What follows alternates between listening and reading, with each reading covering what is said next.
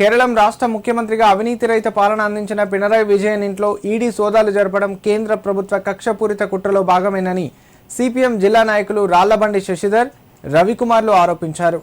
ఇప్పటికైనా కేంద్ర ప్రభుత్వం తన ఆధీనంలో ఉన్న ఈడీని కక్షపూరిత చర్యలకు వాడుకోవద్దని డిమాండ్ చేశారు. కేరళం మాజీ ముఖ్యమంత్రి పినరయి విజయన్పై జరుగుతున్న ఈడీ దాడులను నిరసిస్తూ సిద్దిపేటలో సిపిఎం నాయకులు ఆందోళన చేపట్టారు. సిద్దిపేట జిల్లా కేంద్రంలోని జ్యోతి బాపులే విగ్రహం వరకు ర్యాలీగా వచ్చి కేంద్ర ప్రభుత్వానికి వ్యతిరేకంగా నినాదాలు చేశారు. ఈ సందర్భంగా వారు మాట్లాడుతూ కేరళ మాజీ ముఖ్యమంత్రిపై ఈడీ సోదాలు జరిపినా తన వద్ద అక్రమాస్తులు ఏమీ గుర్తించకపోవడం సిపిఎం పార్టీ నాయకుల చిత్తశుద్ధికి నిదర్శనమన్నారు. ఇప్పటికైనా కేంద్ర ప్రభుత్వం తన ఆధీనంలో ఉన్న ఈడీని కక్షపూరిత చర్యలకు వాడుకోవద్దని డిమాండ్ చేశారు. లేని పక్షంలో బీజేపీ పార్టీకి ప్రజలు గుణపాఠం చెప్తారని హెచ్చరించారు. ఈ కార్యక్రమంలో సిపిఎం నాయకులు ప్రశాంత్, అభిషేక్, సంజీవ్ పాల్గొన్నారు.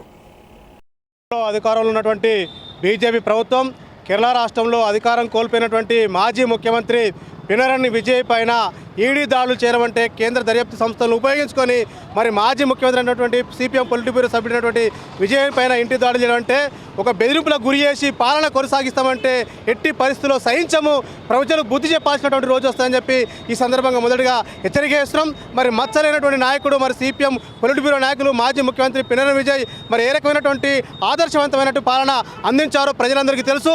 దేశంలోనే నిరుద్యోగము అట్లాగే మొట్టమొదటిసారిగా పేదరికం లేనటువంటి నిరూపించినటువంటి రాష్ట్రం ఏదంటే కేరళం రాష్ట్రం. మరి ప్రపంచవ్యాప్తంగా ఆనాడు కరోనా వస్తున్న సమయంలో కూడా ప్రజలందరి యొక్క ఆరోగ్యాన్ని యోగక్షేమాలు చూసుకున్నటువంటి రాష్ట్రం మరి కేరళ రాష్ట్రం. అంటే ఆ రకమైనటువంటి ఆదర్శవంతమైనటువంటి పాలన అందించి ప్రజల యోగక్షేమాలు చూసుకున్నటువంటి కేరళ రాష్ట్రంలో మాజీ ముఖ్యమంత్రి ఇల్లు పైన సోదాలు నిర్వహించి మరి ఈడీ దర్యాప్తులు చేసి మరి భయభంతులకు గురి చేసి సిపిఎం పార్టీ కట్టడియాలంటే నీతోటి కాదు, నువ్వు సిపిఎంతో పెట్టుకుంటే రేపు రాబోయే కాలంలో నీ ప్రభుత్వం నువ్వు బంగాళాఖాతంలో కలుస్తావని చెప్పేసి ఈ సందర్భంగా హెచ్చరిక చేయాల్సి వస్తున్నాం. కేరళ మాజీ ముఖ్యమంత్రి, సిపిఎం పార్టీ పోలిట్ బ్యూరో సభ్యుడు ప్రజా సమస్యల పరిష్కారం కోసం నాటి నుండి నేటి వరకు పోరాడుతూ కమ్యూనిస్టు పార్టీ నాయకత్వంలో 10 సంవత్సరాలు ముఖ్యమంత్రిగా అవినీతి లేనటువంటి పరిపాలన సాగించినటువంటి పినరయి విజయన్ పైన కేంద్రంలో ఉన్నటువంటి బీజేపీ ప్రభుత్వం ప్రతిపక్షాలను టార్గెట్ చేస్తూ అందులో అవినీతి మచ్చ లేకుండా 10 సంవత్సరాలు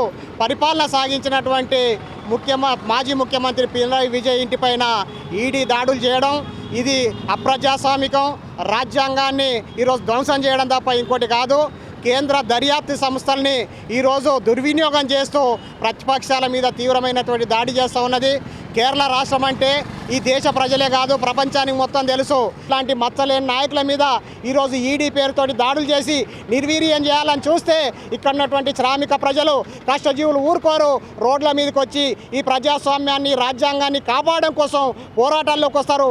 వెంటనే ఈ దాడులు నాపి ఈరోజు కేరళ ముఖ్యమంత్రికి ఈ కేంద్ర ప్రభుత్వం క్షమాపణ చెప్పాల్సినటువంటి అవసరం ఉంది.